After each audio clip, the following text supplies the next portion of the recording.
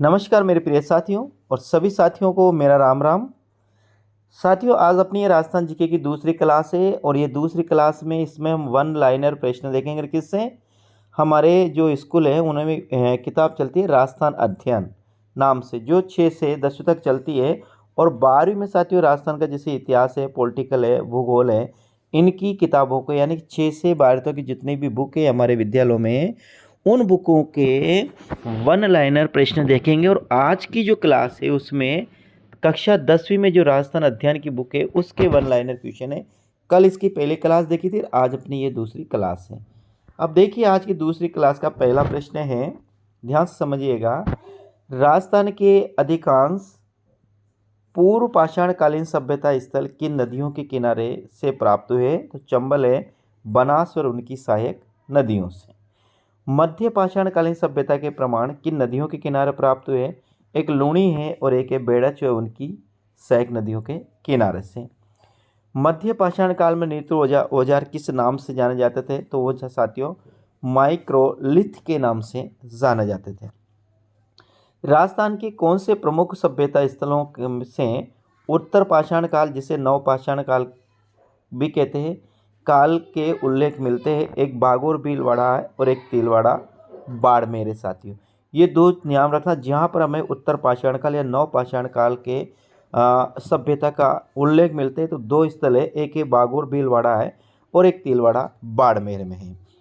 पिंड पांडल या धातु युगीन सभ्यता स्थल कहाँ है? तो ये चित्तौड़ में साथियों, याद रखना। पिंड पांडलिया पाडलिया धातु युगीन सभ्यता स्थल कहाँ? तो साथियों ध्यान रखना, ये चित्तौड़ में। अब साथियों चैनल पर पहली बार तो चैनल को जरूर सब्सक्राइब कीजिएगा और साथ साथ बेल आइकन दबाकर ऑल पर प्रेस करें, ताकि आप 6 से 12 तक की जो किताबें हैं वो उनका सब वन लाइनर के माध्यम से आप उनको पढ़ सके साथियों।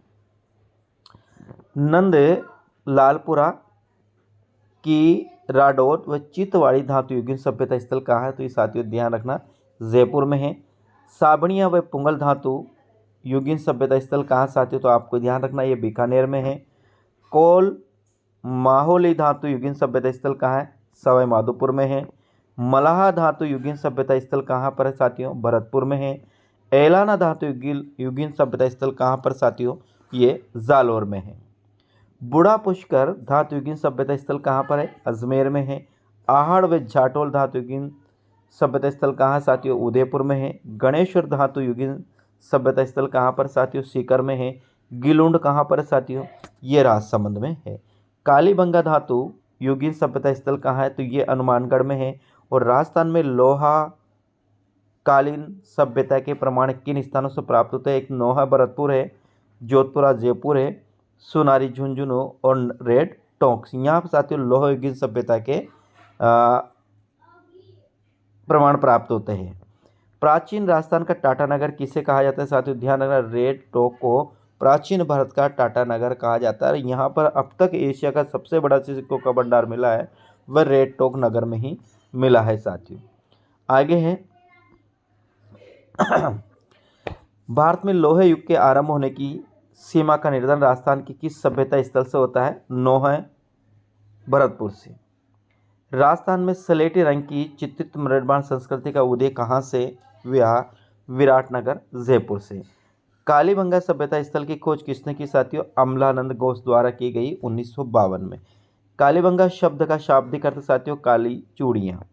कालीबंगा सभ्यता स्थल किन नदियों के किनारे? सरस्वती और दोषदती नदी किनारे, जिसे वर्तमान में यहाँ पर घग्गर नदी साथियों प्रभावित होती है। अगला प्रश्न की बात करते हैं साथियों, उत्खनन में कालीबंगा सभ्यता के कितने स्तर प्राप्त हुए? साथियों ध्यान रखना, 5 स्तर प्राप्त हुए।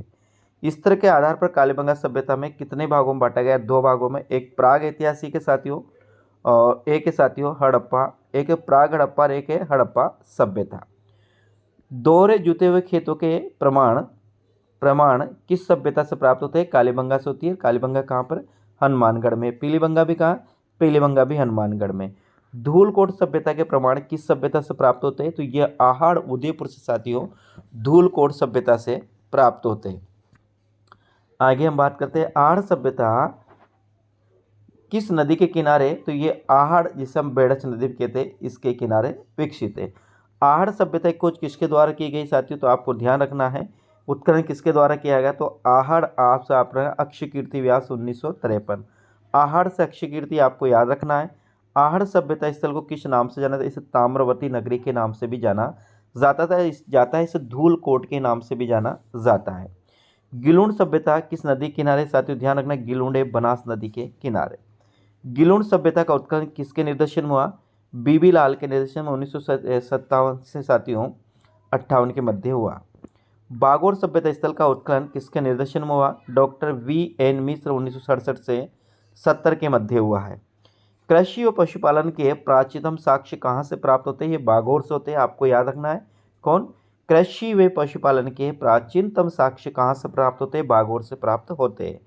गणेश्वर सभ्यता नीमका थाना सीकर किस नदी के किनारे? कातली नदी के किनारे, जहाँ पर मछली पकड़ने के कांटे प्राप्त हुए, ये भी आपको याद रखना है।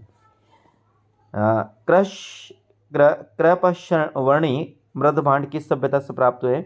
ये गणेश्वर सभ्यता से प्राप्त हुए। भारत की ताम्रयुगीन सभ्यता की जननी किसे कहा जाता है? साथियों गणेश्वर को भारत की ताम्रयुगीन सभ्यता की जननी कहा जाता है। यूनानी सुराई किस सभ्यता से प्राप्त हुई है? भीनमाल जालौर से प्राप्त हुई है साथियों। और भीनमाल का पुराना नाम श्रीमाल था साथियों। क्या था? श्रीमाल था। आगे है रोमन यानी कि एम्फोलोरा सुरापात्र किस सभ्यता स्थल से प्राप्त हुआ? भीनमाल से प्राप्त हुआ। ईसवाल सभ्यता स्थल कहाँ पर? उदयपुर में है। राजस्थान मौर्यकालीन सभ्यता का अवशेष किससे प्राप्त हुए? साथियों बेराट से प्राप्त हुए, जिसे विराट नगर के नाम से भी जाना जाता है। और यहाँ पे इसे मत्स्य नगर की राजधानी भी कहा जाता है साथियों। यहाँ विराट नगर में साथियों हेनसांग भी आया था। यहाँ अकबर ने सिक्के डालने की टकसाल खोली थी साथियों, जिसमें शाहजहाँ और जागीर ने भी सिक्के डाले थे, ये आपको याद रखना है। हाँ, 6ठी शताब्दी में हेनसांग आया। मौर्यकालीन सभ्यता के प्रमाण मिलते हैं या बौद्ध मठ मिलते हैं। अशोक ने बौद्ध मठों का निर्माण भी करवाया था। अशोक का कौन सा अभिलेख बेराट से प्राप्त हुआ है? बाबरू शिलालेख। कौन सा हुआ साथियों? आपको याद रखना है, बाबरू शिलालेख। ताम्रपाषाणकालीन सभ्यता बालाथल किस पर है साथियों? ये उदयपुर में है। बालाथल स्थल का उत्खनन किसके द्वारा किया गया है? Professor V.N. मिश्र के द्वारा किया गया है। रंगमहल सभ्यता स्थल कहाँ पर है? ये साथियों ये हनुमानगढ़ में है।